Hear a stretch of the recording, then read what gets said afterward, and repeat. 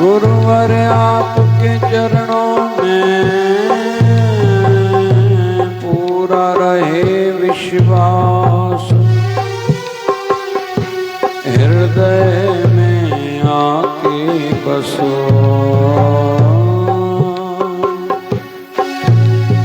है मेरी यह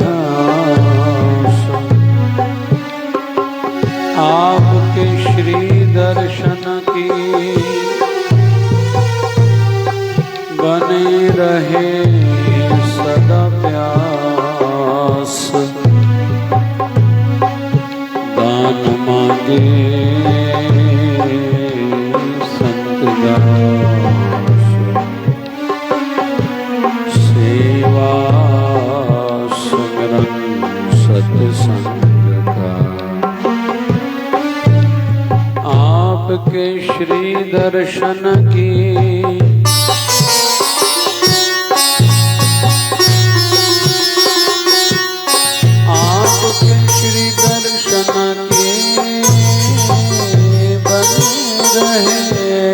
सदा प्यास।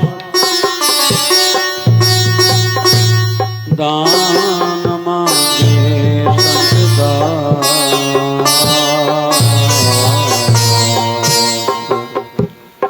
सेवा सत्संग का, सेवा स्मरण सत्संग का। शिवधाराय नमः, ओम जय शिवधाराय नमः, ओम जय शिवधाराय नमः, ओम जय शिवधाराय नमः, ओम जय शिवधाराय नमः, ओम जय शिवधाराय।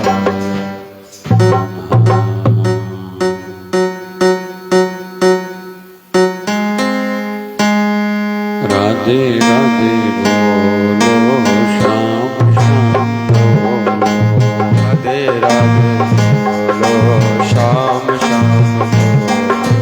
श्याम जी के मंदिर का दरवाजा खोलो, श्याम जी के मंदिर का दरवाजा खोलो।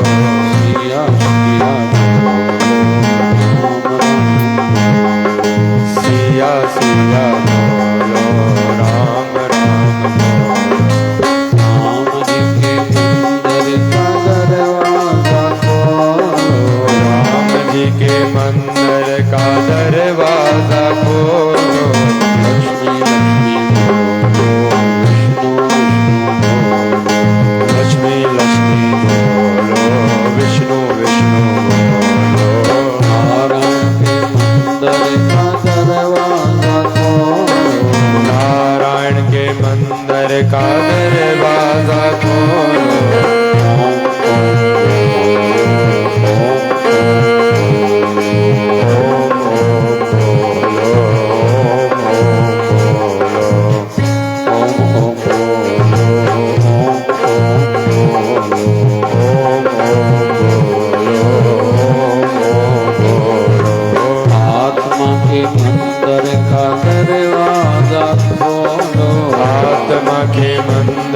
का दरवाजा खोलो।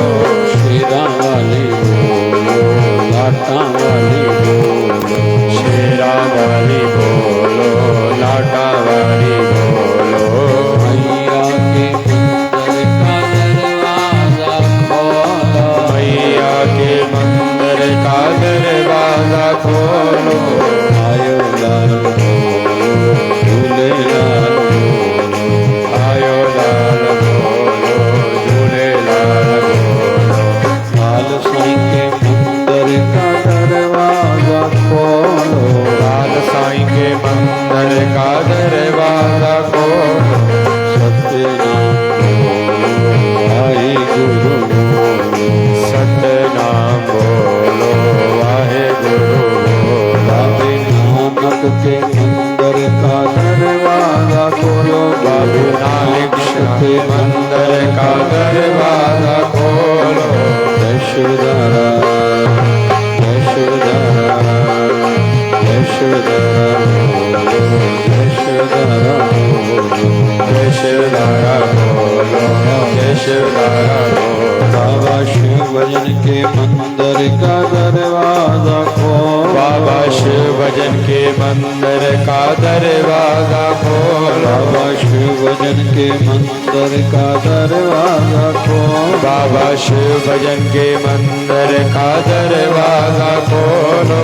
राधे राधे राधे राधे राधे राधे बोलो, श्याम श्याम बोलो, राधे राधे बोलो, श्याम श्याम। श्याम श्याम बोलो।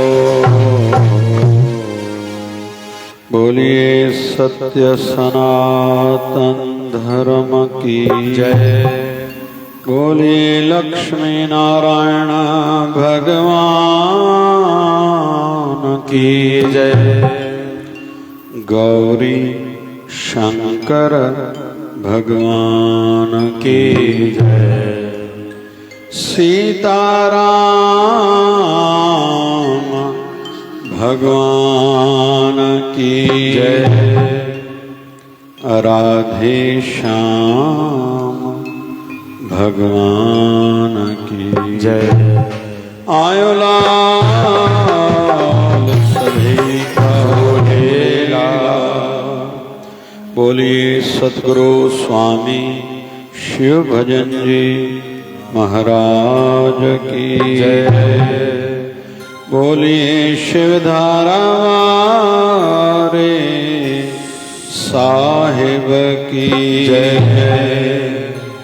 जय जय शिवधारा, जय शिवधारा, जय जय शिवधारा, जय जय शिवधारा, जय जय शिवधारा। जय जय शिवधारा। ईश्वर में तेरे द्वारे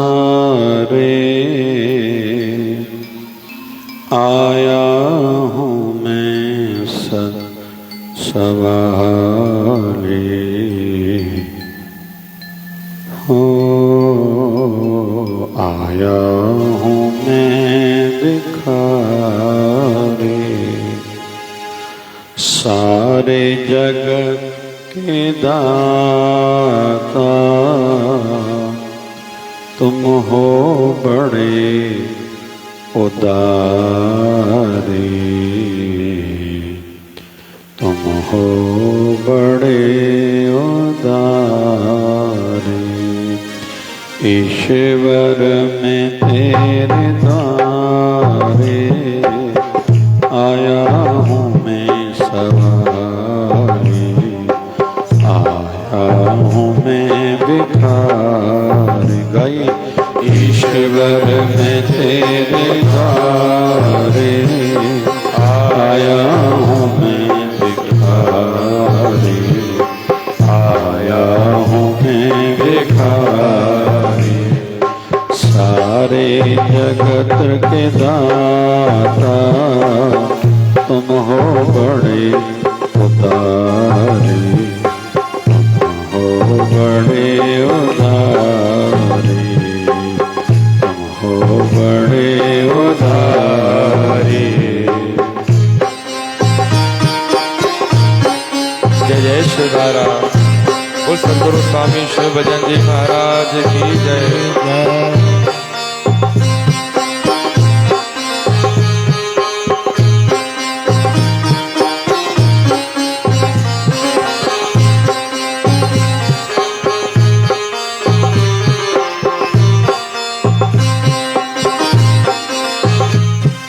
सुमति का दान दीजिए, कुमति को काट लीजिए।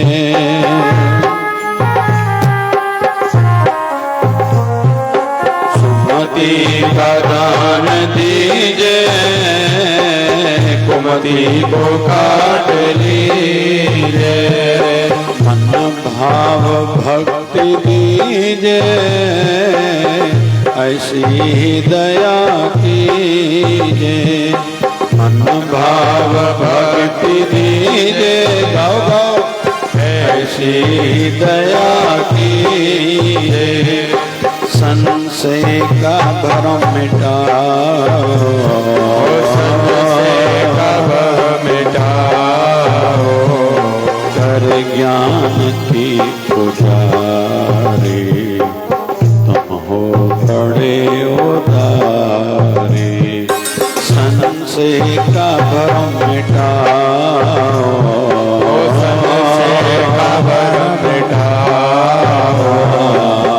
संशय का भ्रम मिटाओ, संशय का भ्रम मिटाओ।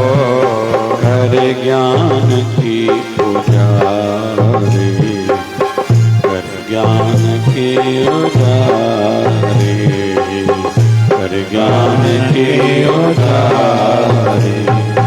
ईश्वर में तेरे द्वारे, आया हूँ मैं भिखारी, आया हूँ मैं भिखारी।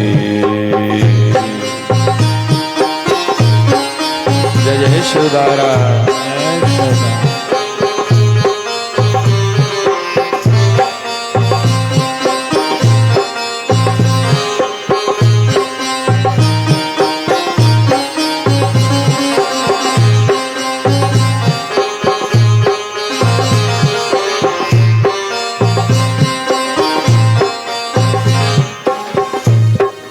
संसारी जितने भी हैं,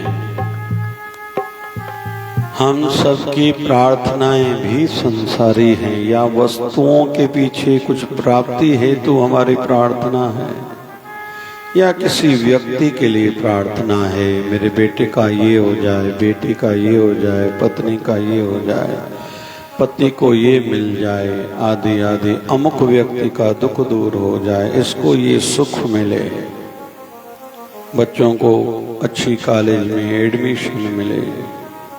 हम शरीर से संबंधित ही प्रार्थनाएं करते हैं, जबकि ये शरीर भी हम लोग यहीं छोड़ के जाएंगे। हम सबको पता भी है, कोई राजा हो, महाराजा हो, कितनी भी बड़ी हस्ती हो, उसका शरीर तो रखा जाएगा। और रोम देश में एक वृथा है, वहाँ शरीर रखते हैं। कहते हैं कि आज भी गोवा का कोई पुराने जमाने का कोई राजा था, शायद उसका शरीर रखा गया है। जहाँ तक मुझे स्मृति है, थाईलैंड का भी जो पुराना कोई राजा था, आज तक उसका शरीर रखा गया है। सैकड़ों बरस गुजर गए हैं। ऐसा कोई साल में एक दिन आता है, उसका शरीर बाहर निकाला जाता है, लोग उसको दर्शन करते हैं या पूजा, जो भी उनकी विधि होगी। लेकिन इससे होने वाला क्या है? हम शरीर को जलाते हैं, क्यों? क्योंकि आत्मा को कहते हैं कि आपका जो घर था, जिस घर में मतलब शरीर में, बॉडी में आप रहे थे 10 साल, 20 साल, 50 साल, 80 साल, 90 साल, वो जल गया। अभी यहाँ से प्रस्थान कीजिए तो 12वीं का हम जो हवन यज्ञ कराते हैं, उस धुएं के माध्यम से वो आत्मा ऊपर के लोकों में जाती है। ये हमारी संस्कृति है, सनातन एक सोच है, एक परंपरा है। अगर शरीर किसी का रखा भी गया मतलब उसकी आत्मा भी फिर भटकती रहती है। तो निवेदन है, शरीर ही नहीं रहेगा तो शरीर से संबंधित कोई वस्तु व्यक्ति के लिए प्रार्थना इतनी आवश्यक कहाँ है। ये तो एक मध्याह्न का थोड़ा सा समय है। वो कहते हैं कि एक संत से किसी व्यक्ति ने प्रार्थना की, आप आशीर्वाद करो मेरी बेटी 9 साल की है, उसका जीवन अच्छा गुजरे। तो संतों ने कहा कि आपकी बेटी कितनी आयु की है? बोले 9 साल की। बोले उससे पहले वो कहाँ थी? बोले पता नहीं। बोले वहां सुखी थी ना। चलो आपकी बेटी की आयु हम लोग निश्चित करते हैं 80 साल की है। तो 80 साल के बाद फिर वो कहाँ जाएगी? बोले पता नहीं। बोले वहां भी वो परमात्मा अपने श्री चरणों में रखेंगे, उनको सुखी रखेंगे, शरीर के बाद भी सुखी रखेंगे, शरीर से पहले भी सुखी रखा था। क्या इस बीच में परमात्मा उसको भुला देगा?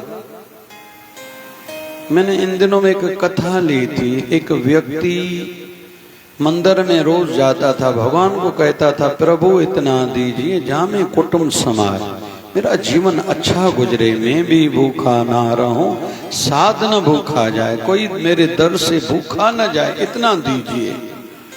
तो कहते हैं कि भगवान ने कहीं तो बेइशारे से पूछा तुम्हें कितना चाहिए? बोले थोड़ा ही चाहिए। तो भगवान ने कहा 1 रुपया तुम्हें रोज सवेरे मिल जाएगा, तेरा जीवन अच्छा गुजरेगा। तो इसका जीवन अच्छा गुजर रहा था। कुछ सालों के बाद इसका विवाह हुआ। अभी इसको 11 रुपए मिलने लगे। तो ये मंदिर में जाता था, भगवान में आस्था थी, विश्वास था। भगवान से पूछने लगा कि अभी 11 रुपए आप क्यों दे रहे हो? बोले इस गाड़ी को चलने दो, अच्छा जीवन गुजर रहा था। आगे चल के इसको बेटा हुआ, इसको 31 रुपए मिलने लगे। तो इसको थोड़ा खुशी तो हुई, लेकिन भगवान से फिर निवेदन किया कि प्रभु अभी 31 रुपए क्यों? तो एक समय के बाद प्रभु ने इशारे से कहा कि भाई तेरा जीवन 1 रुपए में चल रहा था, लेकिन तेरी पत्नी के भाग्य का जो जीवन था वो 10 रुपए वाला था। मतलब उसके आने से तुम्हारे परिवार की इनकम आय हो गई 11 रुपए।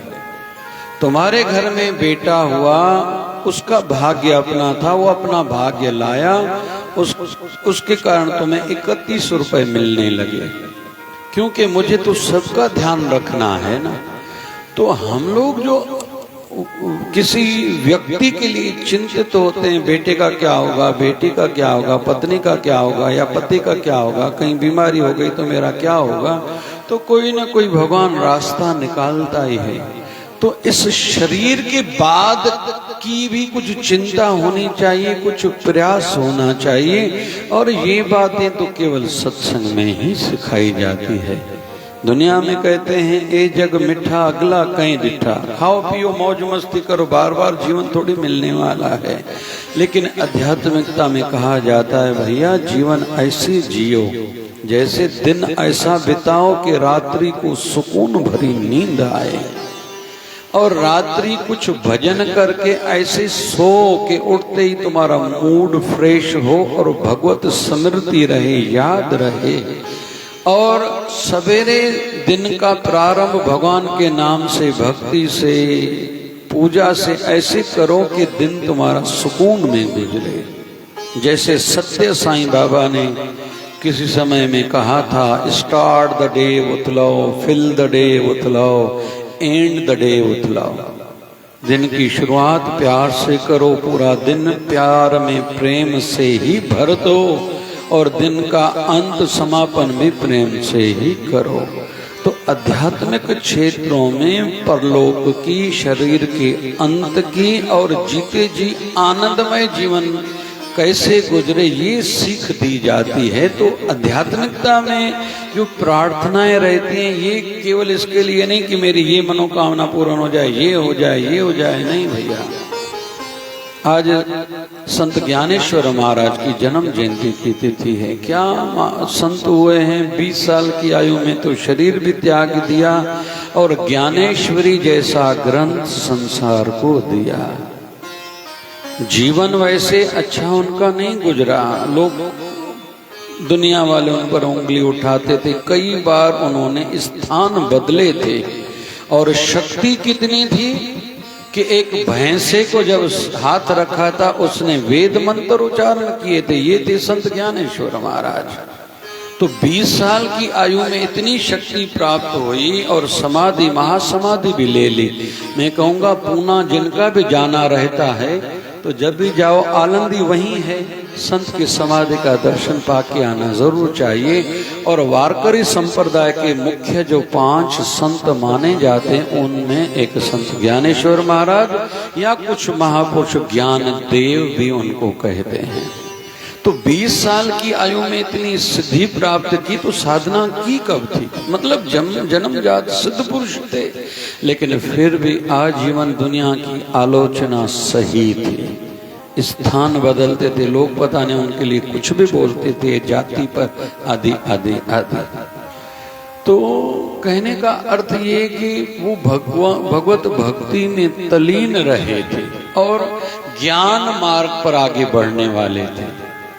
कहीं तो भी दूसरे वारकरी संप्रदाय के संत हैं, संत नामदेव जी महाराज, वो भक्ति मार्ग वाले थे और दोनों की युक्ति अच्छी थी।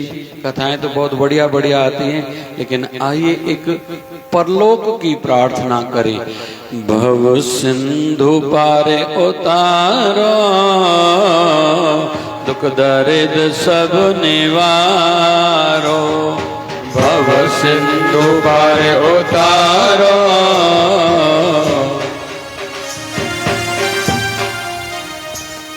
भव सिंधु पारे उतारो, दुख दर्द सब निवारो। गाइए।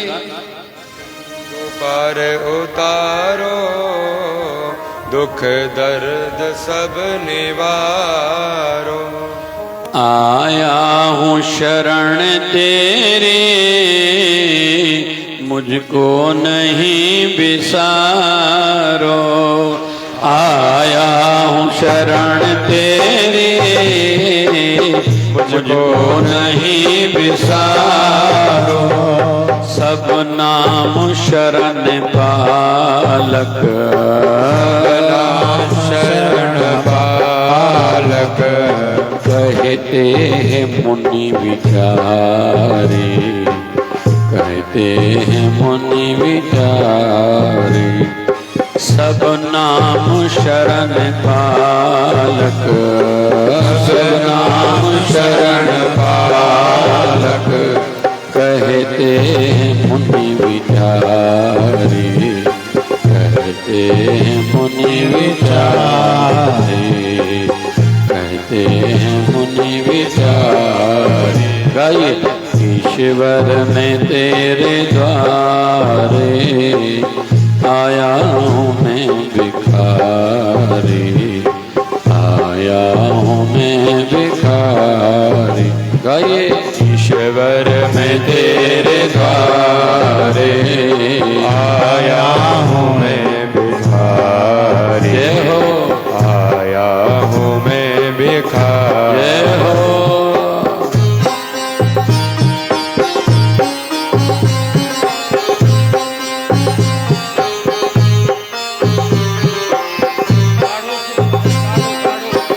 जय हो, जय हो, जय हो।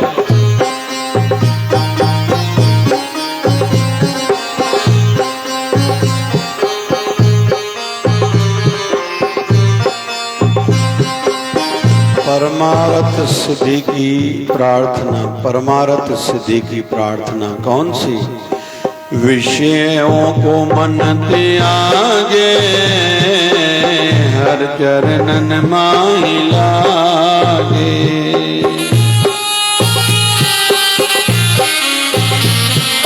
विषयों को मन त्यागे, हर चरणन माहि लागे।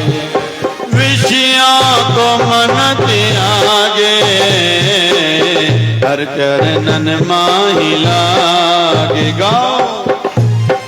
को मन त्यागे, हर चरणन माहि लागे।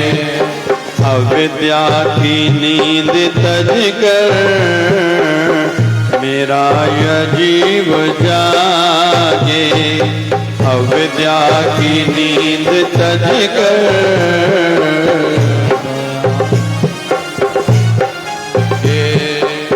आध्यात्मिक प्रार्थना है।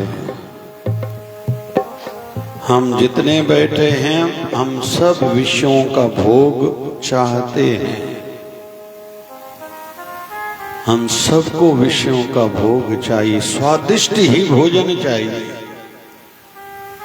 कितना नहीं लोग स्वाद के कारण होटलों में खर्चा करते हैं, या ट्रेन में हम लोग जब जाते कितना नहीं लोग खर्चा करते हैं अपने ऊपर स्वाद के लिए।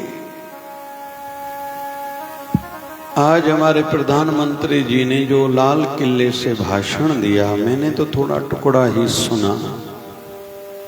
उन्होंने एक चिंता जताई जो मेरे भी कई सालों से ध्यान में है। थोड़ा प्रयास प्रारंभ किया था लेकिन पूरा नहीं कर पाया हूं। वो क्या कि उन्होंने कहा कि मोटापा बढ़ता जा रहा है भारत में, और ओबेसिटी और diabetes mother of the disease कहा गया है। जननी है, माँ है कई बीमारियों की, मधुमेह भी, डायबिटीज भी और ओबेसिटी मोटापा भी। तो हमारे प्रधानमंत्री ने तो एक सूत्र भी दिया कि आप जितना तेल घर में लाते हो 10% कम लाओ, बस इतना करो, क्योंकि ट्रिपल रिफाइन ये जो तेल है ना ये घातक है। और आप में से जिनको भगवान ने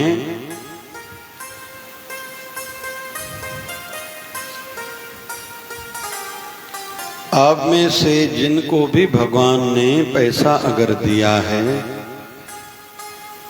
जिनके पास पैसा है खर्चा कर सकते हैं, तो देसी घी खाएं गाय का, और जगह से पैसे बचाओ भैया। और इन दिनों में कोई हमारा अपना गया था बाहर गांव, वो लाइन पर धंधे के काम हेतु जाते हैं, तो उन्होंने थोड़ा घी लाया गाय का मेरे लिए। मैंने कहा ये ठीक है, आप उनसे बात करो कि हमें घी देंगे क्या, क्योंकि रेट भी ज़्यादा महंगा नहीं था। मेरी इच्छा है मैं अवेलेबल कराऊं, क्योंकि कहीं से भी कोई अच्छी चीज़ देखता हूं मैं कोशिश करके अवेलेबल कराता हूं। तो गाय का घी खाइए, खर्चा करना है इसी बिंदु पर करो, खर्चा सही खर्चा करना चाहिए। तो स्वाद के पीछे फिर आंखों को दृश्य दिखाने के लिए पता नहीं लोग कहां कहां जाते हैं। बड़ी आयु में हमें हांगकांग घूमने जाना है, सिंगापुर, गोवा जाना है, दुबई जाना है, इधर जाना है, उधर जाना है। क्यों जाना है भाई, क्यों जाना है भाई? अभी हो गया ना, अब एक कहीं डेडलाइन तो खींचोगे ना भाई कि बस अभी इसके बाद ये करूंगा। और समझदार वही है कि जो डेडलाइन फिक्स करे, इतने समय के बाद मैं ये करूंगा और ऐसे ऐसे छोड़ूंगा। हमारे सदगुरुदेव भगवान सदगुरु स्वामी शिव भजन जी महाराज को हमने देखा, हम लोग जब भोजन प्रसाद उनको खिलाते थे, बड़ी थाली रहती थी, इतनी बड़ी थाली, तो बाबा जी खिचड़ी रोज खाते थे, तो खिचड़ी डालते थे, फिर रोटी के टुकड़े करके वो भी उसमें डालते थे। फिर हमारे गुरुदेव भगवान लौकी की सब्जी रोज खाते थे, तो वो भी उसमें डालते थे, फिर दाल में उसमें डालते थे, फिर पानी का गिलास भी उसमें डालते थे। तो हम छोटे थे तो हमारे ऊपर विशेष कृपा थी, बाबा जी कहते थे कि प्रश्न पूछो। तो हमारे ऊपर तो इतनी कृपा थी, सवेरे 3:30 बजे गुरुदेव भगवान जब ब्रह्म मुहूर्त में जगते थे, वॉशरूम से होके आते थे, तो चरणों को पोंछने का थोड़ा सौभाग्य सेवा प्रदान थी। तो उस समय भी कहते थे मन क्या चल रहा है। रात को 1 बजे मालिश करते थे श्री चरणों को, तो उस समय भी कहते थे मन में क्या चला है, प्रश्न पूछो। इतनी कृपा थी। तो मैं तो प्रश्न बहुत पूछता था, और मुझे नामदान भी कैसे दिया, मैंने एक बार बहुत प्रश्न किए थे, तो बाबा जी ने मुझे कहा अभी तेरे प्रश्न हो गए, अभी तुम नामदान ले लो, साधना को बढ़ाओ, फिर तेरे मन में जितने प्रश्न उठेंगे अंदर से तुझे उत्तर मिलते जाएंगे। तो बाबा जी से ही पूछा था, बाबा जी थाली में आप सब डालते हो, फिर ऐसे स्वाद कैसे आएगा?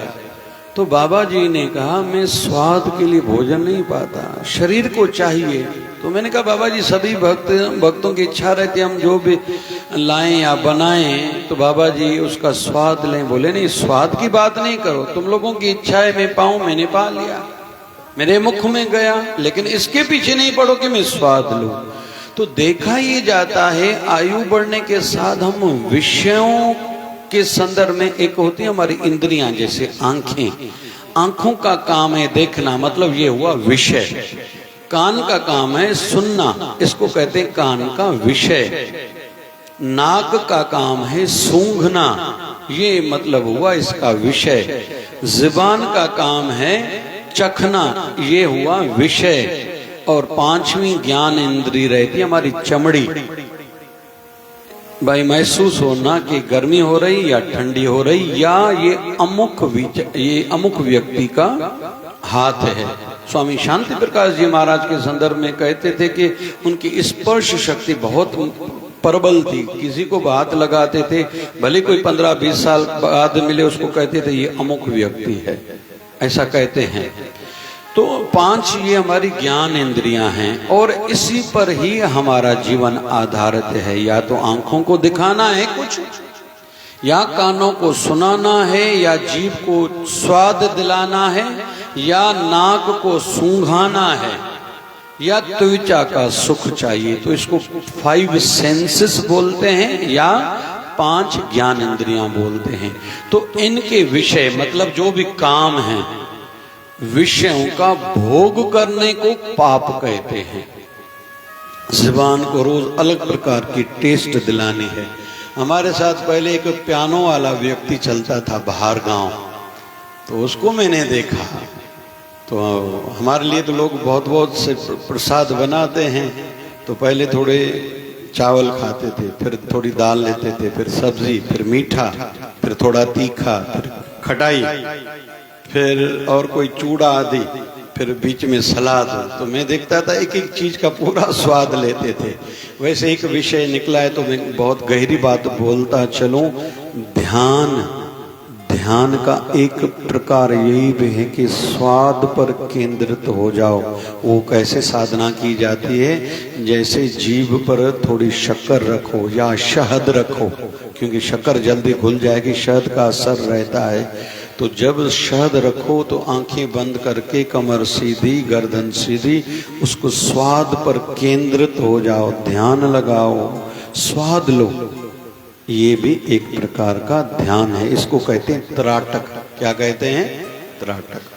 या आंखें बंद करके कोई कहता है मुझे ध्यान करना है, लेकिन कोई सहज सरल, मुझे कुछ कहीं करना नहीं चाहिए, कहीं जाना नहीं पड़े, क्या करें?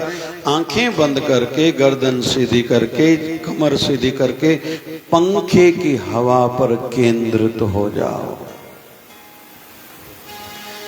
कभी किसी नदी तालाब के किनारे जाना पड़े तो वहां जाके फिर से आंखें बंद करो, गर्दन सीधी, कमर सीधी। जो या तो हवा की हिलोर चल रही है उस पर ध्यान केंद्रित करो, या पंछियों की चूं चूं है उस पर ध्यान केंद्रित करो। जो सनसनाहट का या तो आवाज आ रहा है या तो उस पर ध्यान केंद्रित करो, या तो जो पानी की लहरें चल रही हैं उस पर ध्यान केंद्रित करो। ये भी एक उत्तम सहज सरल तरीका है ध्यान लगाने का। और एक विशेष बात कहूं, जिनको गुस्सा बहुत है, जिनको टेंशन बहुत रहता है, जिनको रोना बहुत आता है, जो रोज अपना निर्णय बदलना चाहते हैं, आज ऐसा करूं वैसा करूं, धंधा बदलूं, घर छोड़ूं, पड़ोस छोड़ूं, ये करूं वो करूं, ये जो जिनके मन में ऐसे थॉट्स आते हैं, तो आजकल तो YouTube पर भी ऐसे ध्यान के वीडियोस हैं। ईयरफोन डाल के कानों में, वो मोबाइल में पिन लगा लो, वो समुद्र की लहरें जहां चल रही हैं, प्लेन समुद्र, साइलेंट भी आप लिख सकते हो, वाटर आप लिखोगे मेडिटेशन म्यूजिक तो वो आ जाएगा। तो ध्यान केंद्रित करो, ऐसे महसूस होगा कि आप किसी समुद्र के किनारे, लेकिन आंखें बंद हो, देखना नहीं है, और दूसरा आवाज नहीं होना चाहिए। इससे अंदर से धैर्य भी बढ़ेगा, धैर्य, सहन शक्ति जो आजकल कम होती जा रही, थोड़ा भी सहन नहीं हो रहा। बुजुर्गों में भी सहन शक्ति कम हो गई। बहू ने ऐसा क्यों कहा, बेटे ने ऐसा क्यों किया, नातिन ने ऐसा क्यों किया, पोते ने ऐसा क्यों कहा, मैं घर छोड़ के जाऊंगा, मेरे लिए स्वादिष्ट भोजन नहीं बना, मुझे इसने चाय देरी से दी है। हालांकि वानप्रस्थ शब्द का अर्थ ही यही है कि वानप्रस्थ होता है 50 साल से 60 साल के बीच में। इसका अर्थ रहता है सन्यास की तैयारी। वानप्रस्थ का अर्थ ये, इसका अर्थ क्या, धीरे धीरे एक एक वस्तु से डिटेच होते जाओ, उसके बगैर जीना सीखो। चाय हो, दूध हो, स्वादिष्ट भोजन हो, जानबूझकर आज केवल फीके चावल खाऊंगा, आज केवल फीकी रोटी खाऊंगा, आज केवल सब्जी खाऊंगा। और हमें जो साधना सिखाते थे हमारे गुरुदेव के बाद श्री बसंत लाल जी, वो हमें साधना सिखाते थे, अपनी पसंद की रोटी बनाओ, सामने रखो, सामने रखी, और कमर सीधी करके मन को कहो अभी खाऊंगा, अभी मन की तैयारी करो, खाऊंगा। फिर मन को कहो आज नहीं खाऊंगा। मन को दंड दो, इसको दंड नहीं दोगे ये सीधा नहीं होगा। बच्चे की भांति है, इसकी हर बात पूरी करोगे, बच्चे की रोज कामनाएं बढ़ती है, बच्चा बिगड़ता है। और संत मता ये कहता है कि आपका मन भी एक बच्चे की भांति है, इसमें जो आदत डालोगे वही आदत डलेगी। सवेरे उठते ही सत्संग पर जाना है, सत्संग सुनना है, हरि कीर्तन सुनना है, तो वो आदत पड़ेगी। इसको आदत डालोगे सवेरे मुझे न्यूज चैनल देखना है, तो वैसी आदत आएगी। इस मन को आप आदत डालोगे विषय विकारों की, कोई सवेरे उठते ही अमर्यादित वीडियोस देखते हैं मोबाइल में, वैसी आदत आएगी। कुछ भाई लोग उठते ही अकाउंट बनाते हैं, वैसी आदत आएगी। कुछ लोग अपने गुरुदेव के सामने हाथ जोड़ के कहते हैं, गुरुदेव भगवान आपके शुक्राना, एक नया अवसर दिया, नया जीवन दिया।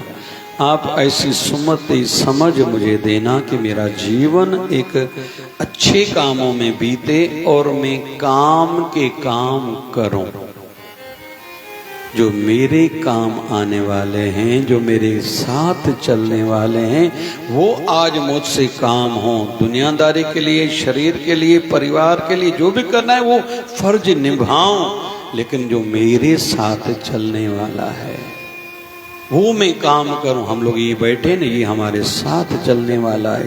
अखंड जप ओम नमः शिवाय का चल रहा है, ये हमारे साथ चलने वाला है।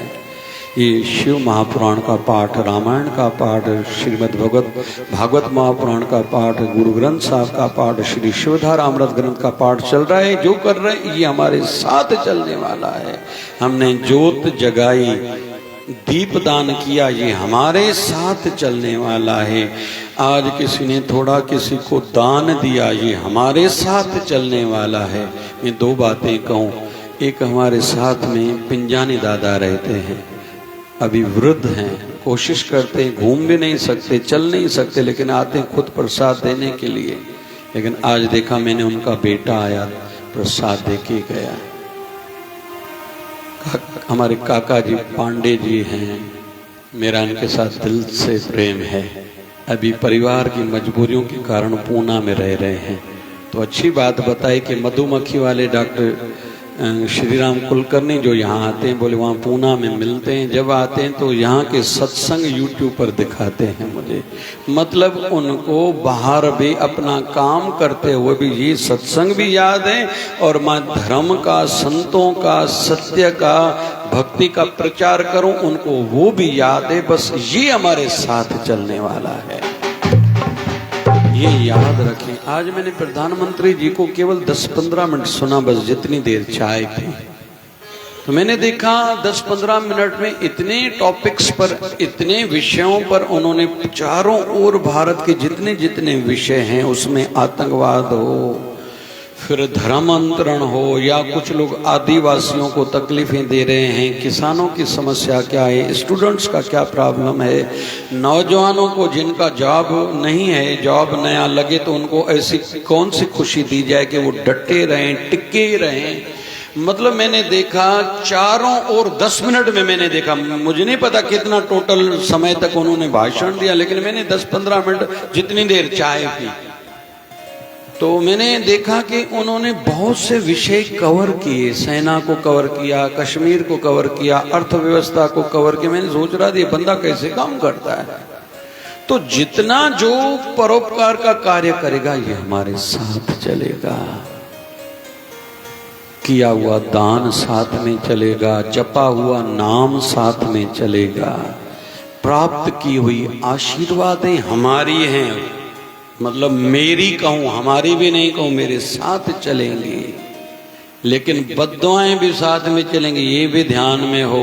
मैंने किसी का पैसा खाया है, ये भी साथ में चलेगा, ये भी ध्यान में, उसका भी दंड भुगतना पड़ेगा। कल एक माता जी आई थी, अभी आने वाली हैं। मैंने उनको कहा कि मैं आपसे बहुत कुछ कराना चाहता हूं, पता है क्यों? आपके घर में जो विकलांग मंदबुद्धि बच्चा है ना,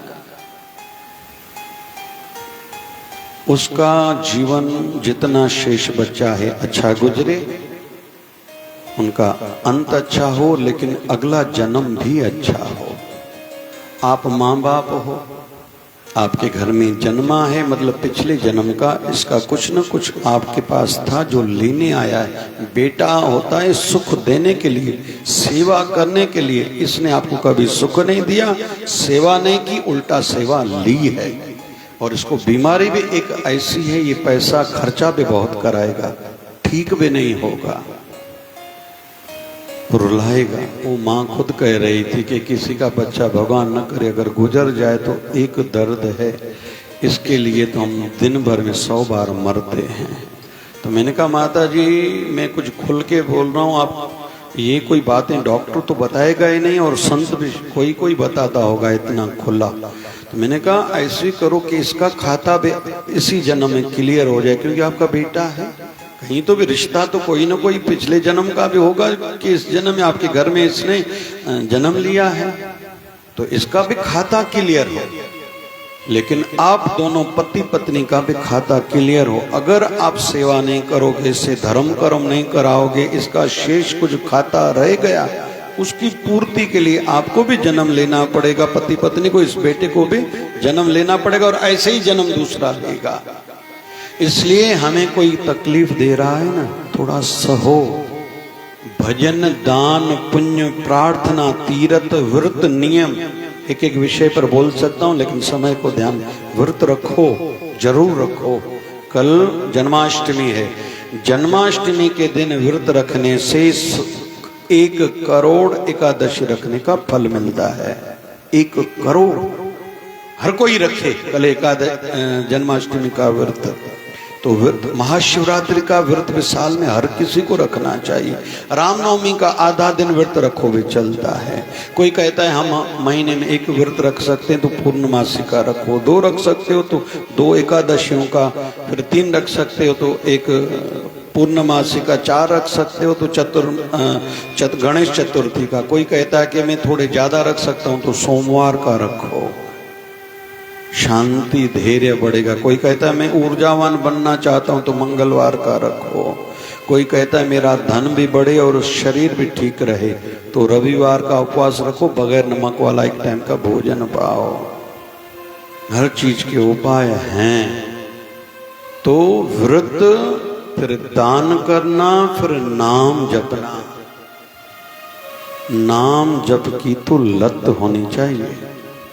मैं तो निवेदन करूंगा, जिन्होंने गुरु धारण नहीं किया जल्दी गुरु धारण करो। जिन संतों में आपकी आस्था है, देहधारी गुरु चाहिए, वो आपको दिशा देगा, कान खिंचाई भी करेगा। मैं करता हूं, तुम्हें करना पड़ेगा। हम जितना बताते पहले खुद करते, अनुभूति होने के बाद दूसरों को कहते आप ऐसे करो आपको लाभ होगा। गुरु धारण जिन्होंने नहीं किया, मैंने कल शाम के सत्संग में एक बात बताई, बहुतों को तो विश्वास से नहीं होगा जो अभी मैं कथा बताने जा रहा हूं, ध्यान से सुनना। एक माता के पति देव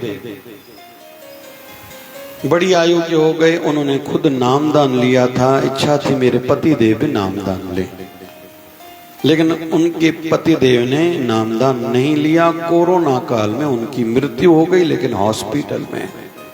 ये वो वाले दिन थे जिन दिनों में ज्यादा मृत्यु हो रही थी और गवर्नमेंट शरीर नहीं दे रही थी, गवर्नमेंट शरीर नहीं दे रही थी।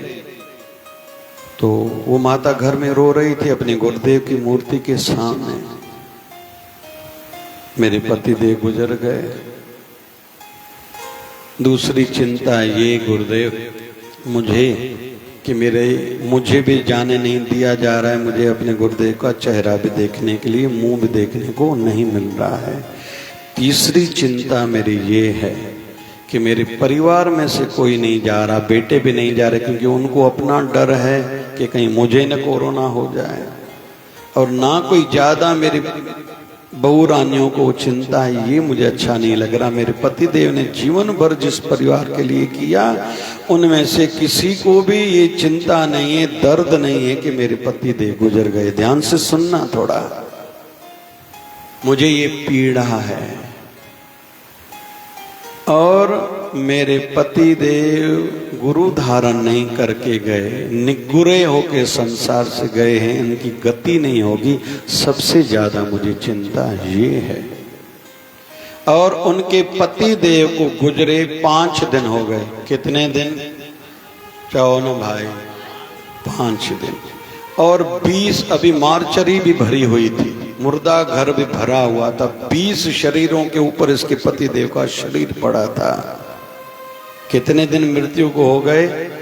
ये अम्मा भी घर में अपने गुरुदेव की मूर्ति के सामने रो रही हैं।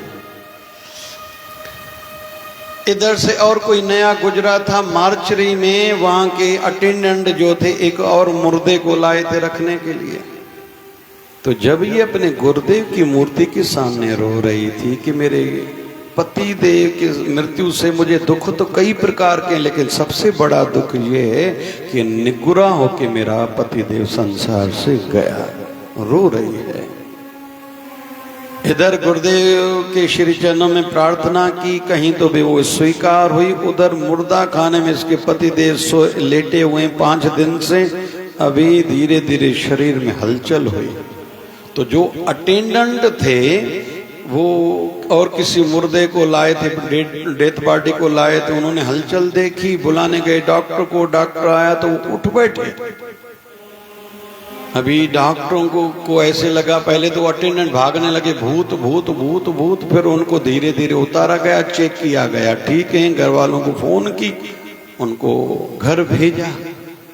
फिर वो अपने गुरु दरबार में आए। उन्होंने वीडियो बनाया था 4-6 दिन पहले, वो मैंने वीडियो देखा। वो अपनी आत्मकथा बता रहे थे, वो मैं हूँ जो 5 दिन पहले मरने के बाद फिर भी गुरुदेव की कृपा से जीवित हो गया। लेकिन ये प्रतिफल है मेरी पत्नी की प्रार्थना का कि मेरा पति देव निगुरे होके संसार से न जाएं। अभी गुरुदेव से मैंने दीक्षा ली है, अभी मैं भी अपने गुरु वाला हूँ। पहले तो नाम जप की लत होनी चाहिए। फिर जिनकी आयु 50 क्रॉस कर चुकी है, संकल्प लिया करें, आज बैठा हूं 2 घंटे नहीं उठूंगा। श्वासों का स्मरण नहीं हो रहा, काउंटर हाथ में ले लो, हमारे यहाँ बाहर व्यवस्था है, काउंटर ले लो। आज 10,000 अभी करके फिर उठूंगा, फिर बढ़ाओ 20,000, फिर 1 लाख एक दिन में जब करूंगा। होता है, आश्चर्य नहीं खाना। बड़ा विषय आपको नहीं लगना चाहिए। आपको एक ही टाइम पर 10 लाख गिनना आता है, आपको सबको पता है। हमारे एक संत हैं सुधांशु महाराज, वो कहते हैं जिस उंगली से माल गिनो ना उससे माला नहीं घुमाना भैया, माला के लिए और उंगलियां लगती हैं।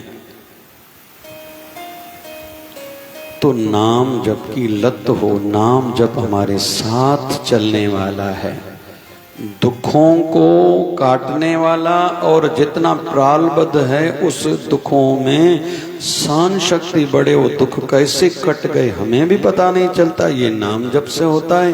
मोक्ष मिलता है। और जिनी नाम ध्याया गए मस्कत घाल, नानक तिम को उजले केती छुटे नाल। कई पीढ़ियां तरती हैं नाम वालों की। जब बाबा नानक के बेटे बाबा श्रीचंद्र भगवान जब जा रहे थे तो उन्होंने अपने छोटे भाई, बाबा नानक के छोटे बेटे का नाम है बाबा लक्ष्मी चंद, तो उनको देखा कि वो शिकार करके दो पंछी ला रहे थे।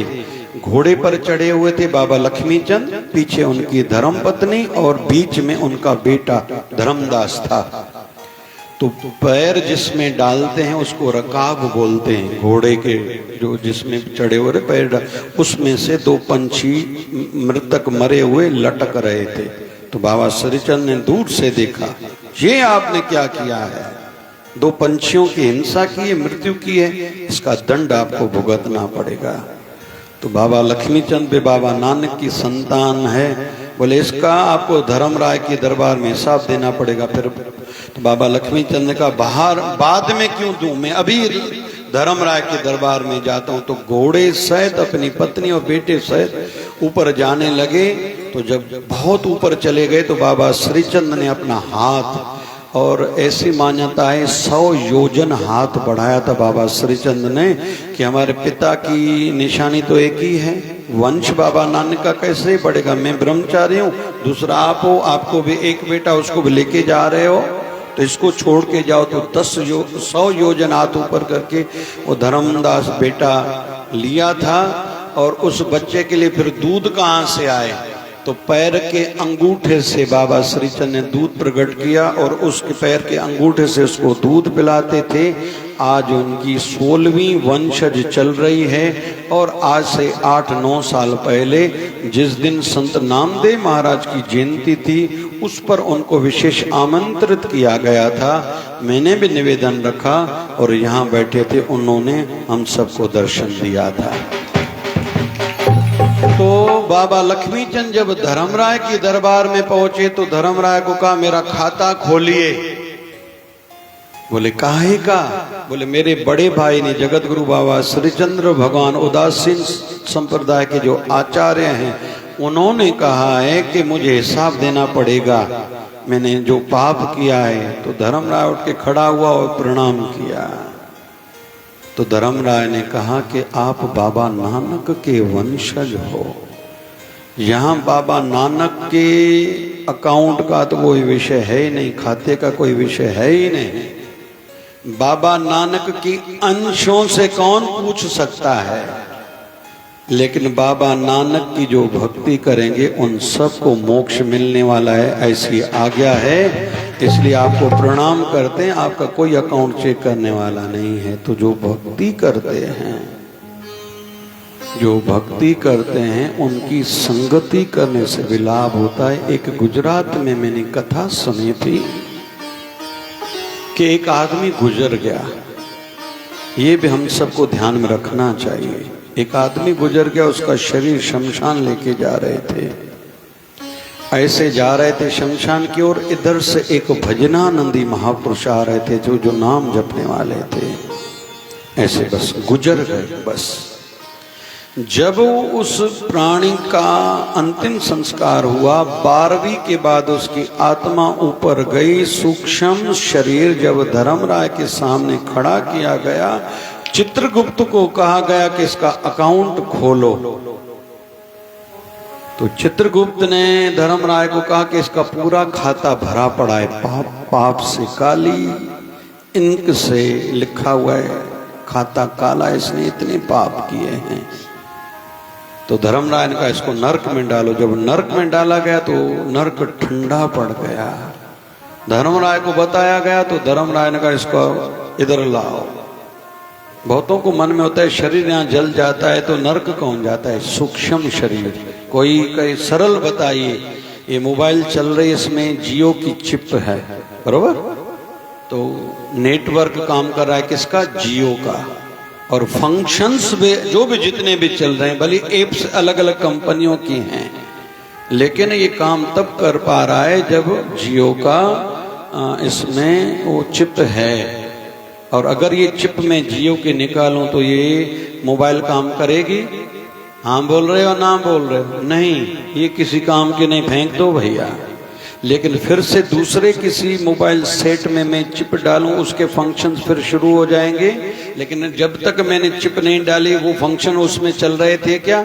नहीं। वैसे ही ये शरीर बाहर वाला जल जाता है, सूक्ष्म शरीर अंदर का वो चिप की भांति है, दूसरी बॉडी में डाला जाता है। या सरल ऐसे भी समझो, हम लोग टेप चलाते थे तो कैसेट में जो भरा हुआ रहता था हम चलाते थे, तो जो भी उसमें रिकॉर्डेड था वो चलता था। हमने कैसेट निकाली, टेप रिकॉर्डर को हटा दिया, टेप रिकॉर्डर में अभी कुछ चलेगा नहीं।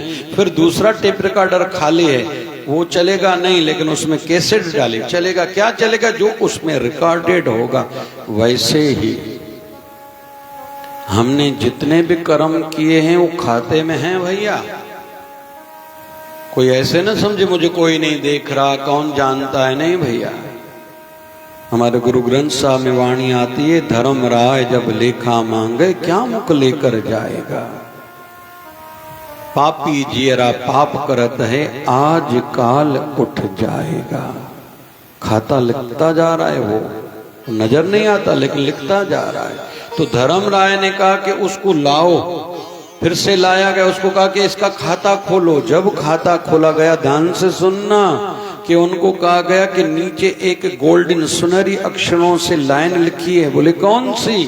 बोले जब ये मर गया था, आत्मा ऊपर ऊपर शरीर से चल रही थी, जब शमशान घाट में इसको लेके जाया जा रहा था, तब एक भजनानंदी महापुरुष जो नाम जप बहुत करता था, जब इसका शरीर शमशान की ओर जा रहा था, भजनानंदी महापुरुष इधर जा रहा था, तो उनके शरीर से लग के जो हवा चली थी वो इस मृतक शरीर को लगी। आत्मा ऊपर ऊपर चल रही थी। तो उस नाम वाले भजनानंदी महापुरुष जो नाम जप बहुत करते थे, साधना करते थे, उनके शरीर से लग के हवा जो इस मुर्दे को लगी, उसका फल ये है कि इसको नरक में भेजा गया, नरक ठंडा पड़ गया। ये फल है काहे का? जो नाम जपते हैं मुर्दे को भी फल मिलता है। कहते हैं कि भगवान शिव जी एक बार जा रहे थे, किसी मृतक को लेके जा रहे थे शमशान, और कह रहे थे राम नाम। चाहो ना भाई, राम नाम नहीं, इतने में थोड़े काम होगा। राम नाम संग है, राम नाम सत्य है, और झूठी मत है। एक निवेदन बीच में करूं, फिर अंत में ये बात कह के वाणी को विराम देता हूं। थोड़ा ध्यान से सुनना भाई। सब जगह कहते हैं पाठ पढ़ो। अरे भाई, पाठ में क्या लिखा है? सुखमनी साहब को लेते हैं, पहला अक्षर कौन सा है? सिमरो सिमर सिमर सुख पाओ। सिमरन करो, सिमरन करो, सिमरन करो 3 बार। पाठ पढ़ो नहीं, सिमरन करो। इसलिए मेरा जोर इस पर रहता है, सिमरन करो, केवल पढ़ो नहीं।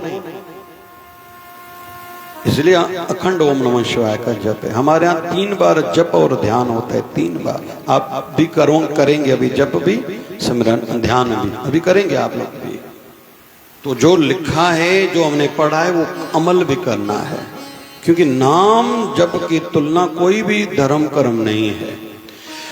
तो भगवान शिव जी जा रहे हैं, एक मृतक को शमशान लेके जा रहे हैं, कहते जा रहे हैं राम नाम संग है, राम नाम सत्य है। तो भगवान शिव भी उसके पीछे चलने लगे। जब उस मृतक को अग्नि संस्कार दिया गया, संसार वाले तो ठहरते ही नहीं, पूरा जलने भी नहीं देते, सब चले जाते हैं। और जो मित्र मंडल रहता है, जल्दी करो, स्नान करो, भोजन लगाओ। और जो बाहर से आए हैं, बाहर का, उनको जाना है, क्योंकि जाने वाली वस्तु तो गई। अभी उसके पास समय जो था पूरा हो गया। अभी हमारे लिए समय, हमें तो काम बहुत है, उनको थोड़ी काम है, उनके तो काम पूरे हो गए। इसका नाम ही कहते हैं संसार है। तो भगवान शिव वहीं खड़े रहे। जब उसके शरीर की अग्नि थोड़ी शांत हुई, भगवान ने राख उठाई, भगवान शिव ने अपने शरीर पर लगाई। तो भगवान शिव से किसी ने पूछा, प्रभु ये मृतक के शरीर की राख अपने शरीर पर क्यों लगाई? तो भगवान शिव जी कहते हैं कि इसके शरीर से मेरे इष्ट देव का नाम जप साथ साथ में चल रहा था। बोले क्या? बोले राम राम।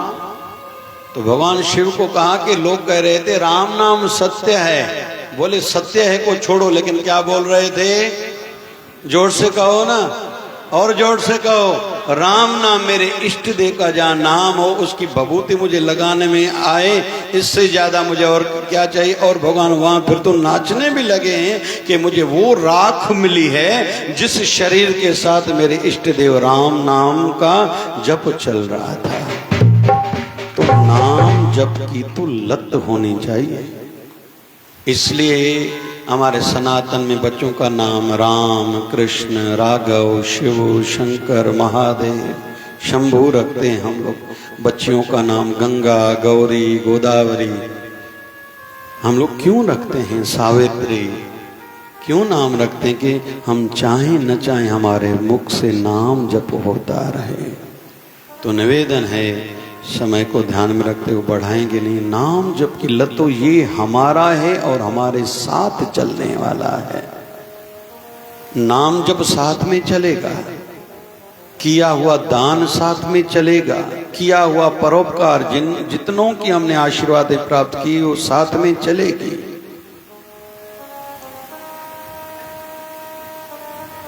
परिवार वालों की आशीर्वाद है, घर के बुजुर्गों की आशीर्वाद है। सनातन तो जीव जंतुओं की भी आशीर्वाद चाहता है। एक अलग बात कहने जा रहा हूं। एक दृष्टि से कुत्ता पालन नहीं करना चाहिए। कुत्ता, बिल्ली और मुर्गा, इनकी पैरों की मट्टी अपवित्र मानी जाती है, अशुभ मानी जाती है। वहाँ ही सामने देखेंगे गाय घर घर में पालन करनी चाहिए। पहले लोगों के पास पैसा नहीं था लेकिन बरकत थी, घर घर में गाय हुआ करती थी। अभी गाय कोई धारण नहीं करता। गाय की पैरों की जो मट्टी है वो विशेष रहती है। भगवान श्री कृष्ण इस मट्टी में रोज स्नान करते थे। मट्टी स्नान कैसे करते हैं? जब शाम को गैया जंगल से चर के आ जाएं तो जो मट्टी धूली उड़े उसको कहते हैं गौ धूली वेला। क्या कहते हैं उसको? उस समय तो दीप दान करो, दीप जगाओ, थोड़ा जप करो, फल भी भक्ति का बहुत मिलता है। उस समय कोई सोया हुआ नहीं होना चाहिए, सवाए बीमार के या बच्चे के, नवजात शिशु कोई भी सोए उसको जगाओ, क्योंकि ये गौ धूली वेला है। तो गौ धूली वेला पे जब गैयाएं वापस आ रहे हो तो गैयों के बीच में खड़े हो जाओ, जैसे गैयों की टक्कर ठोकर न लगे, वो विषय लगे, जो मट्टी उड़े वो हमारे शरीर पर पड़े। साथ साथ भगवान श्री कृष्ण ये रोज करते थे। और पीपल की, गाय के पैर की मट्टी, तुलसी माता की मट्टी घर में छटक दो। अगर किसी ने कहा है ना आपके घर में वास्तु दोष है, पितृ दोष है, बाहर की करनी का प्रभाव है, आपके घर में जो झगड़े हो रहे हैं, बीमारियां नहीं जा रही, बस ये काम करो। और चौथा, किसी संत के चरणों की धूली। कभी भी कोई संत, अगर हमने निवेदन किया हमारे घर या दुकान में आए, उनको कहना जूता पहन के आओ। संत अपने शिष्टाचार में, मर्यादा में रहेगा, वो जूता उतारेगा, उनको कहना नहीं उतारो। निरंकारी पंथ में ऐसा देखा जाता है, पैरों पर हाथ तो लगाते हैं लेकिन नीचे और ऊपर से मट्टी भी उतार के अपने मस्तक पर लगाते हैं, अपने गुरुदेव की। निरंकारी पंथ में ये है विषय। और संतों का हमारे घर में आना हो तो चरण भी जरूर धोने चाहिए। पहले से अलग से व्यवस्था, विधिवत व्यवस्था हो, थाल हो, एक छोटी सी लकड़ी की संदुली भी हो। बहुत से स्थानों पर हम लोग जाते हैं तो चांदी की संदुली भी अलग उनके घर में रहती है। क्या अलग है कि लोटा, दूध, पानी, फिर अलग टावल, फिर वो जल पीना, घर में छटकना, इसका बहुत बड़ा लाभ है। विशेष तौर पर जिनके घर में वास्तु दोष है, जैसे हमारे कंवर नगर के घर हैं, दस्तों नगर के घर हैं, रामपुरी के घर हैं, बड़नेरा के जो छोटे छोटे घर है, कैंप्स हैं छोटे, वहाँ वास्तु के अनुसार घर कैसे बनेगा? यही जगह छोटी, रेल के डब्बे की भांति पूरे भारत में ऐसे है। हम लोग उल्लासनगर चले, कहीं भी चले, तो उन लोगों के लिए एक अच्छा सूत्र है ये। दूसरा, घर के मंदिर में गंगा जल रखो। तीसरा, मोर पंख रखो। और छोटे से शालग्राम हो, छोटा सा शिवलिंग हो, उसका पूजन विधि से करो, आपको कोई वास्तु दोष सताएगा नहीं। तो कुल मिला के पैरों की मट्टी अच्छी नहीं मानी जाती, लेकिन जो भी घर में पालतू पशु हो या गौ माता हो, घर की आपदाएं जितनी आने वाली होती हैं वो अपने तन पर ले लेते हैं। ये बड़ा विषय मैं कहने जा रहा हूं, थोड़ा ध्यान से सुनना। एक हमारे गुरुदेव हमारे पाप अपने ऊपर लेते हैं। जो संतों के शरीरों में आप हम लोग पीड़ाएं देखते हैं ना, वो संत को यह पाप करते हैं क्या? वो भजनानंदी महापुरुष, उनके शरीर को रोग क्यों लगा? उनके शरीर को रोग जो लगता है, ये अपने जिनको दीक्षा मंत्र दिया है, जो शिष्य पाप करते हैं कहीं तो भी संतों पर भी 10% उसका प्रभाव पड़ता है। 90% संतों के भजन से, भक्ति से वो नष्ट हो जाता है। और हम जितने पुराने शिष्य, समझदार शिष्य खुद को समझते हैं, हमें क्या करना चाहिए? हमें भजन करके, दान पुण्य करके, गरीबों को कुछ न कुछ दे के, संत भंडारा करें, ब्राह्मण भंडारा करें, कन्याएं भंडारा करें, जो भी करना है, धर्म कर्म तीर्थ करें, लेकिन वो फल अपने गुरुदेव के खाते में जमा कराएं कि मैं अपने गुरुदेव को अर्पित कर रहा हूं। मतलब हम बड़े हो गए, अभी थोड़ा कमाने वाले भी तो बने, या केवल सारी उम्र लेते रहें? जो बच्चे बड़े हो गए हैं उनका धर्म बनता है अभी मां बाप को बिठा के खिलाओ।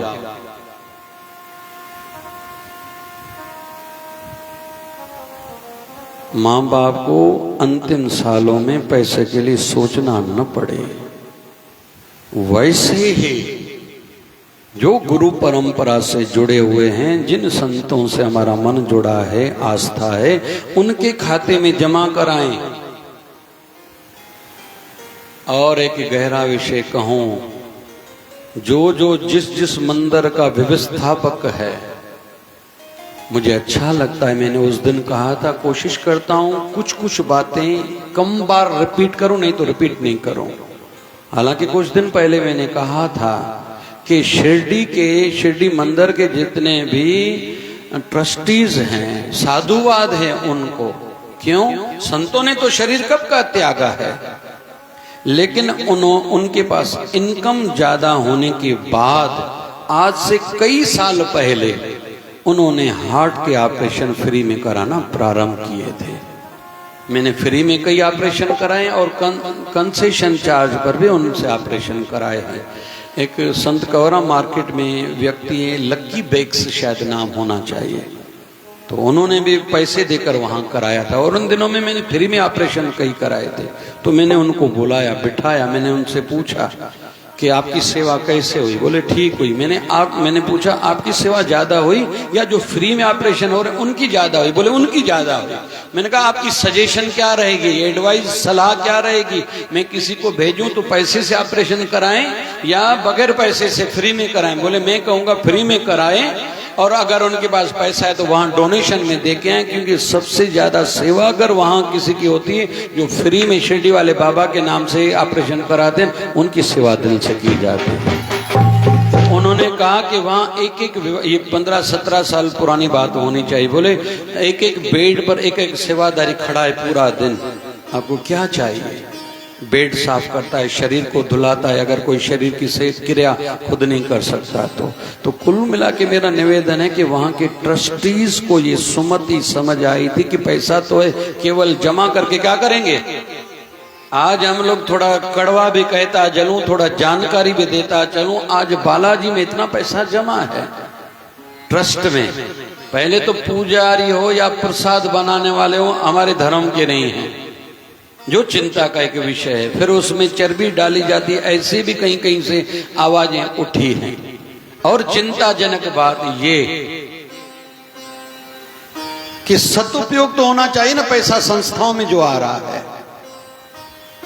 ये व्यवस्थापकों का धर्म है, कहीं भी किसी संस्था में आवक इनकम ज्यादा है तो किसी न किसी कार्य में लगनी चाहिए, और ऐसा कार्य हो, एक सिस्टम एस्टेब्लिश किया जाए जो युगों युगों तक चलता रहे और संसार हित में कार्य करता रहे। अच्छा लग रहा है कहते हुए। जैन धर्म वालों ने आज से 2-3 साल पहले किसी ने मुझे बताया कि उन्होंने लातूर आदि जो खानदेश का क्षेत्र है वहां पानी का अभाव है। पानी बारिश तो भारत में होती है लेकिन पानी इकट्ठा नहीं किया जाता। तो उन्होंने टाटा कंपनी से कहीं तो भी संपर्क किया और टाटा वालों ने 1000 जेसीपी गाड़ियां उनको डोनेशन में दी। फिर जैन धर्म वालों ने, संस्थाओं ने उस कार्य को अपने हाथ में लिया। कई तालाब खुदाए थे, ये मेरी 3-4 साल पुरानी ये जानकारी है। तो साधुवाद है इनको। तो हम भी कोई ऐसा कार्य भी करके जाएं कि हम किसी भी योनि में जाएं पुण्य मिलता रहे, दूसरों को सुख मिलता रहे। ये हमारे साथ चलने वाला है। परिवार के लिए पैसे इकट्ठे करके गए, आज को किसी बेटे को अपने पिता की पुण्यतिथि कहाँ याद है।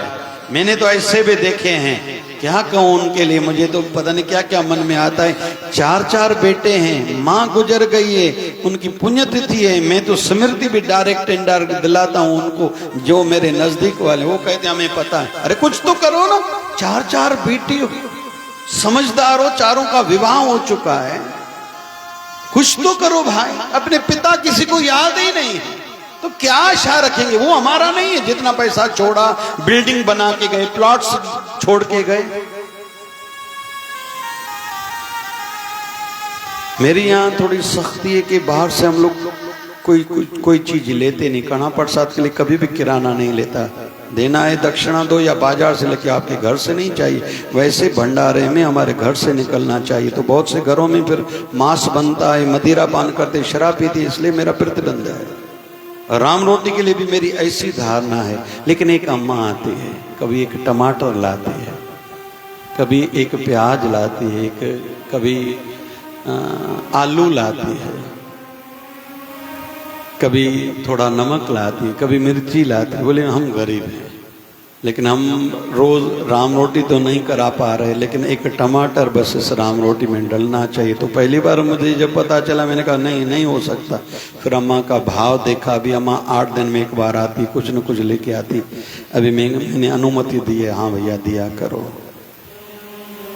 तो कुल मिला के जो हमारे साथ चले, जीवन के साथ भी आनंदित जीवन हो, किसी के सामने हाथ न फैलाना पड़े, इसके लिए भी जीवन का अंत भी अच्छा हो। आशीर्वाद इतनी हमारे साथ हो, घर के बुजुर्गों की, जीव जंतुओं की, वृद्ध जनों की, संत जनों की, ब्राह्मण जनों की, कन्याओं की, और सबसे ज्यादा आशीर्वाद चाहिए हमारे गुरुदेव की हमारे साथ।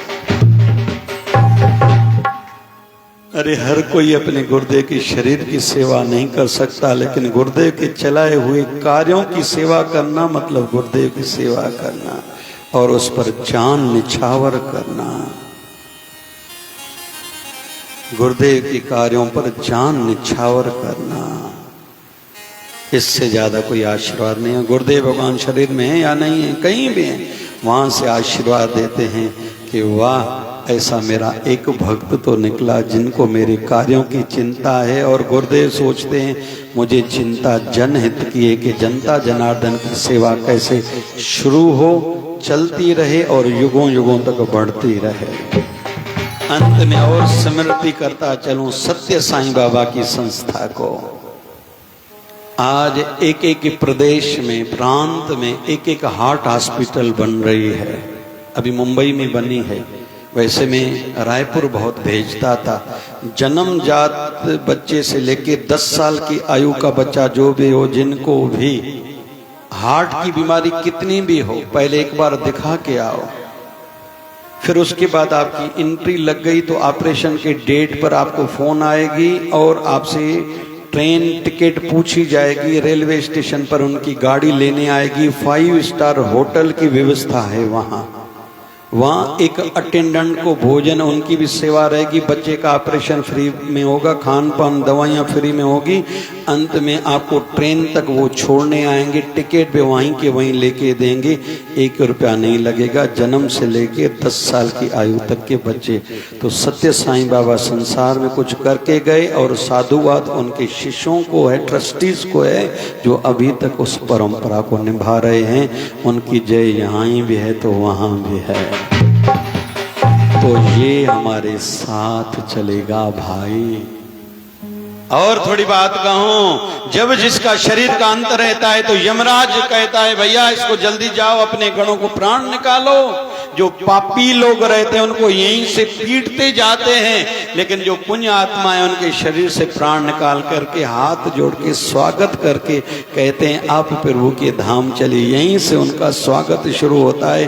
देवता भी उनकी विदाई देते हैं। जैसे सरकारी कोई कैसे मर जाए, कोई व्यक्ति गुजर जाए तो उनको तोपों की सलामी दी जाती है, वैसे ही जिन्होंने परोपकार किया, जिन्होंने नाम जपा, जिनके साथ में कई आशीर्वाद हैं, जिनके साथ अपने गुरुदेव की आशीर्वाद है, उनको यहीं से स्वागत मिलता है। देवता फूलों की वर्षा करते हैं और ऊपर के लोगों में भी उनका स्वागत सत्कार होता है। तो आज के सत्संग से ये सीखें, जो मेरा है, मेरे साथ चलने वाला है, उस पर काम करें। ये हर कोई चिंतन मंथन खुद करेगा कि मेरे काम आने वाला क्या, मैंने भोजन खाया, ये केवल स्वाद हुआ, काहे के लिए मैं 1000 रुपए का होटल का भोजन पाऊं, 100 रुपए की थाली, 50 रुपए का कुछ भोजन पाऊं, शेष जितना पैसा उसी समय दान करो। ये घर से बीमारियां नहीं हो रही, नहीं जा रही है तो किसी गरीबों का इलाज कराओ, दवाइयां लेके दो। कैसे आपकी बीमारियां नहीं टलती हैं? देखो ऑपरेशन कैसे नहीं टलता है। मैंने परसों एक व्यक्ति भेजा था डॉक्टर अरोरा के पास ऑपरेशन के लिए, कैंसर था। बोले नहीं इसको ऑपरेशन की जरूरत नहीं है। मुझे भी हैरत लगी, फिर मैंने चिंतन किया शायद वो व्यक्ति बाबा के दरबार में आए, शायद बाबा शिवभजन साईं ने उनका कैंसर का ऑपरेशन टाल दिया। विषयों को मन त्यागे, हर चरणन माही लागे, अविद्या की नींद तज कर, मेरा ये जीव जागे, कहते आस ये, कहते आस ये, पूरी करो हमारी, पूरी करो हमारी। थोड़ी लाइन गाओ। ईश्वर में तेरे द्वारे आया हूँ मैं भिखारी, आया हूँ मैं भिखारी, आया हूँ मैं भिखारी। एक बार गाओ। ईश्वर में तेरे आया हूँ मैं भिखारी, आया हूँ मैं भिखारी। सारे जग के दाता तुम हो बड़े उदारे, तुम हो बड़े, तुम उदार दिल हो। पहले भी कईयों पापियों को तारा है, मुझे विश्वास है मुझे भी आप तारेंगे। ये भाव हो, ऊंचा भाव। बाबा शिवभजन साईं कहा करते थे तुमसे कुछ अच्छा हो रहा है बे तोबा तोबा किया करो, प्रार्थना किया करो। नहीं हो रहा बे तोबा तोबा करो, प्रार्थना करो, एक न एक दिन वो वैसी कृपा करेंगे। अगर कुछ हो रहा है तो प्रार्थना ये करके जाया करो। आज आपने मुझे अपने दर पर बुलाया, आज मुझसे कुछ सिमरन कराया, थोड़ी सेवा मुझसे कराई। ए गुरुदेव, जब तक शरीर में हूँ ऐसी कृपा सदैव मुझ पर बनाए रखना। ये माया है भूल भुलैया, कहाँ अटक जाऊंगा, कहाँ लटक जाऊंगा, कब भटक जाऊंगा मुझे नहीं समझता। लेकिन हाँ, विश्वास है आप कृपा करोगे तो ऐसे ही रोज आपके दर पर आके मैं माया से खुद को बचा सकूंगा। बाबा शिवभजन साईं दया करें, इसलिए हम लोग यहाँ आए हैं। मैं चला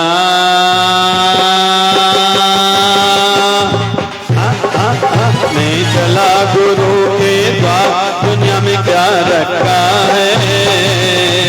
आया शिवधारा दरबार, मेरा बाबा बैठा है। मैं चला चला चला, मैं गुरु के द्वार दुनिया में क्या रखा है। वो आया शिवदारा दरबार मेरा बाबा बैठा है।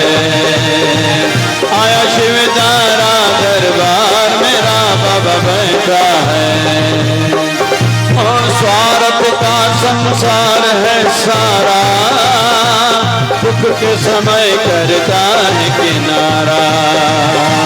स्वार्थ का संसार है सारा, दुख के समय करता है किनारा। दुख के समय करता है किनारा। मैं करूं करूं करूं मैं करूं निर्मल प्यार।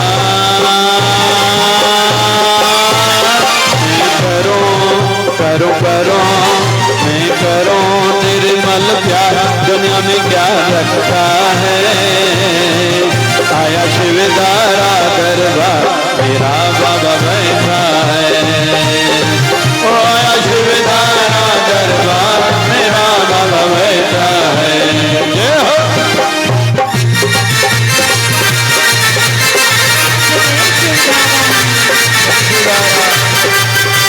जय हो।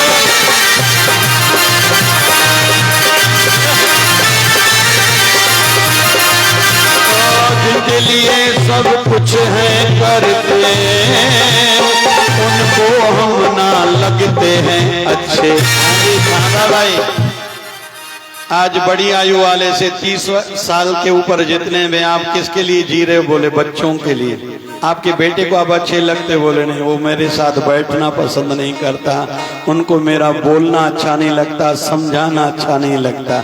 जिनके लिए सब कुछ है करते, उनको हम ना लगते हैं अच्छे। जिनके लिए सब कुछ है करते, उनको हम ना लगते अच्छे। उनको हमको लगते अच्छे। जीवन का कर जीवन का सुधार दुनिया में क्या रखता है। आया शिवदारा दरबार मेरा बाबा बैठा है। आया शिवदारा दरबार मेरा बाबा बैठा है। और संत दास लो शरण गुरु की, चर्चा छोड़ो अब व्यर्थ की। चर्चा छोड़ो अब व्यर्थ की। संत दास लो शरण गुरु की, चर्चा छोड़ो अब व्यर्थ की। चर्चा छोड़ो अब व्यर्थ। करे भव सागर से करे भव सागर से पार दुनिया में क्या रखा है। आया शिवदारा दरबार मेरा गुरु बैठा है। मैं चला चला चला मैं चला गुरु के द्वार दुनिया में क्या रखा है। आया शिवदारा दरबार मेरा बाबा बैठा है। मेरा गुरु बैठा है। अरे जोत जुलन दी जगे जगाईंदा थींदा मालामा। जोत जुलन दी जगे जगाईंदा थींदा मालामा। लालण जा जट चौ सवे झूलेलाल। झूलण जा जट चौ सवे झूलेलाल। झूले झूलेलाल साईं झूले झूलेलाल। झूले झूलेलाल साईं झूले झूलेलाल। आयो लाल झूलेलाल झूलेलाल। आयो लाल करवारो आयो लाल करवारो आयो लाल रोढ़ी वारो आयो लाल पीर वारो आयो लाल सीर वारो आयो लाल सिसा वारो आयो लाल भिंडन वारो आयो लाल घोड़े वारो आयो लाल लक्ष्मण वारो आयो लाल काड़ो काड़ो आयो लाल लाल झूलेलाल झूलेलाल झूलेलाल। लाल झूलेलाल झूलेलाल झूलेलाल। लाल झूलेलाल झूलेलाल झूलेलाल। लाल झूलेलाल झूलेलाल झूलेलाल।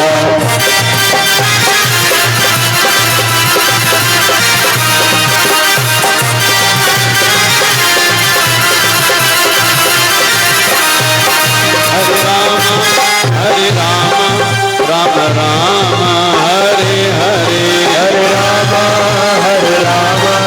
राम राम हरे हरे। हरे कृष्णा कृष्णा कृष्णा हरे हरे।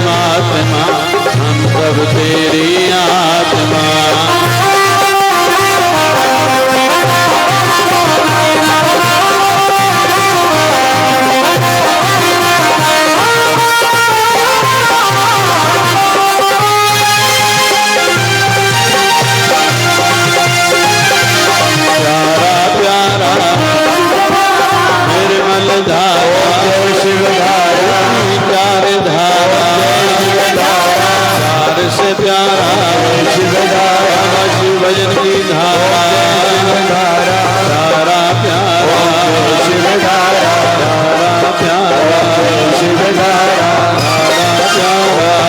शिवधारा बोलिए शिवधारा वाले साहिब की सदगुरु स्वामी शिव भजन जी महाराज की जय जय शिवधारा।